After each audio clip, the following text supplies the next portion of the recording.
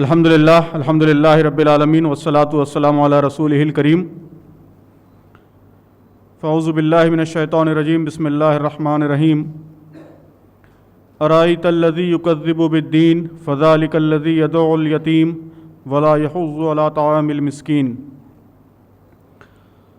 محترم ذمہ داران جماعت،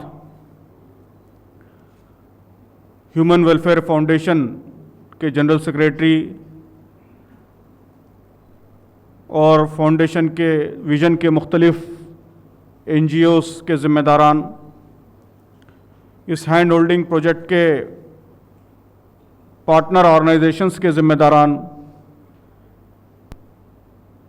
میڈیا پارٹنرز کے ذمہ داران اور پورے ملک سے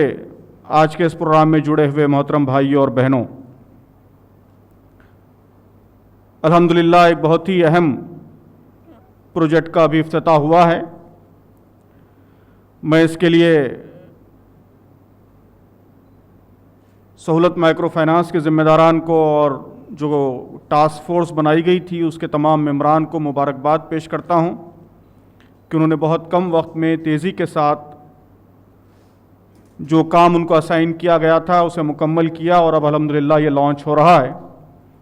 اور اللہ تعالیٰ سے دعا کرتا ہوں کہ اللہ تعالیٰ اس منصوبے کو کامیاب فرمائے اور ہم اس موقع پر مصیبت کی اس گھڑی میں جب کہ کروڑوں لوگ بے روزگار ہو رہے ہیں، کروڑوں گھروں کا چولہا ٹھنڈا ہو چکا ہے، بے شمار بچے عورتیں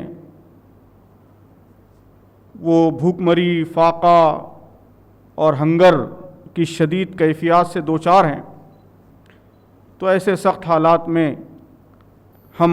لوگوں کے لیے رحمت بن کر ابھریں، ان کے مسائل کو حل کرنے میں اپنا رول ادا کر سکیں۔ ابھی میں نے بہت ہی مشہور سورت جو ہم سب کو یاد ہے سورہ ماعون، اس کی کچھ آیات کی تلاوت کی۔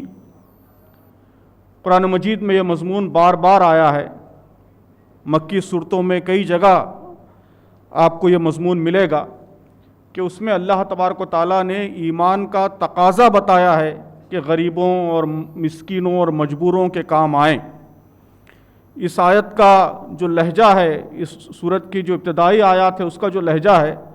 آپ دیکھیے کہ اس میں تو اللہ تبارک و تعالیٰ اس چیز کو گویا قیامت کے جھٹلانے کی علامت قرار دے رہا ہے، کفر کی علامت قرار دے رہا ہے کہ اگر انسانوں کے کام نہ آئیں، یتیموں کو دھتکاریں اور مسکینوں کے کام نہ آئیں تو یہ گویا یوم جزا کے جھٹلانے کی علامت ہے۔ یہ ان لوگوں کی صفت ہے جو یوم جزا کو جھٹلاتے ہیں، مومنین کی صفت یہ نہیں ہو سکتی۔ تو یہ ایمان کی ایک اہم علامت کے طور پر قرآن مجید نے کئی جگہ اس چیز کو پیش کیا ہے کہ مومنین وہ ہوتے ہیں جو مسکینوں کے صرف کام نہیں آتے، بلکہ جس طرح اس آیت میں کہا گیا ہے کہ وہ مسکینوں کی مدد کے لیے اور مسکینوں کی ضرورتوں کی تکمیل کے لیے لوگوں کو ابھارتے ہیں،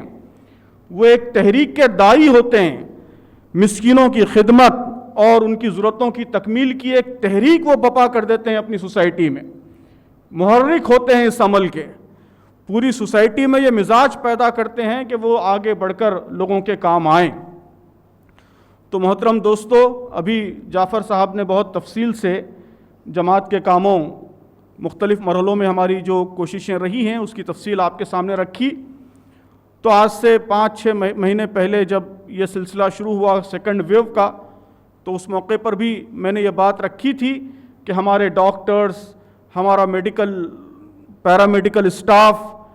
اور والنٹیئرز جو جگہ جگہ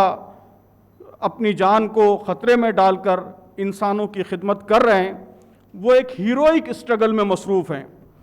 وہ ایک تاریخی کارنامہ انجام دے رہے ہیں، ایسا کارنامہ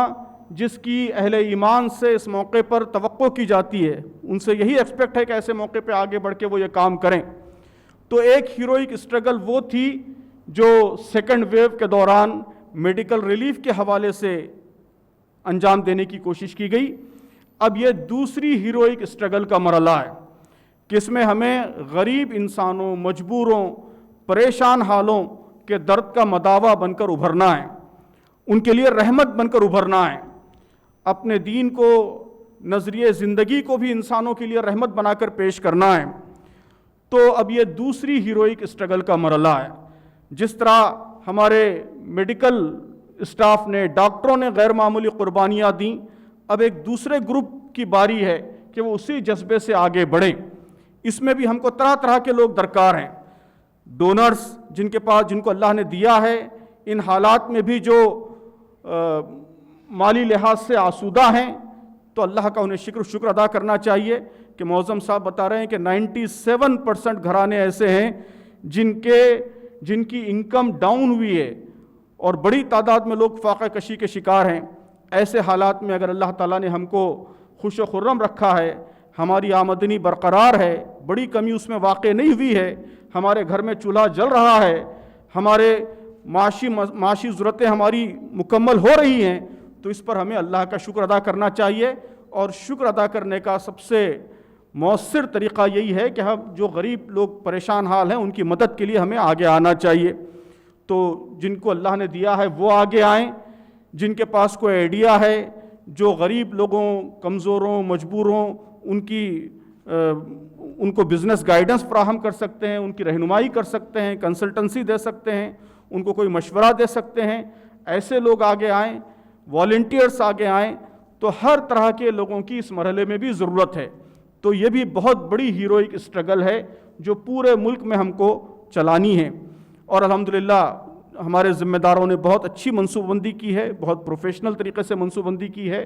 کئی پارٹنر آرگنائزیشنز اس میں انوالوڈ ہیں، اور ہمیں امید ہے کہ یہ قافلہ اور آگے بڑھے گا، اور بہت ساری اور NGOs اور بہت سے اور فلانتھروپسٹ آرگنائزیشنز انشاءاللہ اس سے جڑیں گی۔ تو خواہش اور کوشش یہی ہے کہ پورے ملک میں یہ ایک تحریک بن جائے، گاؤں چھوٹے قصبات تک، ٹاؤنز تک، ملک کے تمام ریاستوں تک یہ تحریک پھیل جائے، اور ہم ایک ایسے تحریک کے داعی بنیں جو غریب لوگوں کی ضرورتوں کی تکمیل کے لیے پورے ملک کے خوشحال لوگوں کو موبلائز کرنے والی ہو۔ تو یہ ٹارگیٹ ہے، یہ ہدف ہے، اسے ہمیں حاصل کرنا ہے۔ تو مجھے امید ہے کہ جو لوگ بھی اس پروگرام میں پورے ملک سے شامل ہیں وہ ضرور اس تحریک کو اس حیثیت سے آگے بڑھانے کی کوشش کریں گے۔ صرف اپنا 1000، 2000، 5000، 10,000 ڈونیشن دے دینا یہ کافی نہیں ہے، بلکہ مستقل سسٹینڈ طریقے سے اس تحریک کو باقی رکھنا، اور جب تک انسانوں کے مسائل حل نہیں ہو جاتے، اس مصیبت سے ہم باہر نہیں آ جاتے، اس وقت تک اس تحریک کو چلاتے رہنا یہ اصل ہماری ذمہ داری ہے۔ تو میں اللہ تعالیٰ سے دعا کرتا ہوں کہ اللہ تعالیٰ ہماری مدد فرمائے،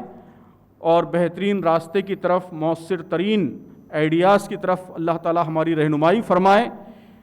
جو اچھے آئیڈیاز آ رہے ہیں اللہ تعالیٰ ان کو امپلیمنٹ کرنے کی طاقت، قوت، صلاحیت ہم سب کو نصیب فرمائے، ہماری نیتوں میں اخلاص پیدا فرمائے، للہیت پیدا فرمائے۔ جو لوگ ان کاموں میں آگے بڑھ رہے ہیں اور آئندہ آگے بڑھیں گے، اللہ تعالیٰ ان کو اجر عظیم عطا فرمائے، انسانیت کو اس مہلک وبا سے جلد از جلد نجات عطا فرمائے، اور جو لوگ اس وبا کے اثرات سے پریشان ہیں، خواہ وہ صحت پر ان کے اثرات ہوں یا پھر معاشی اثرات ہوں، اللہ تعالیٰ ان اثرات سے بھی جلد سے جلد سارے انسانوں کو نجات عطا فرمائیں۔ آمین۔ وآخر دعوانا الحمدللہ رب العالمین۔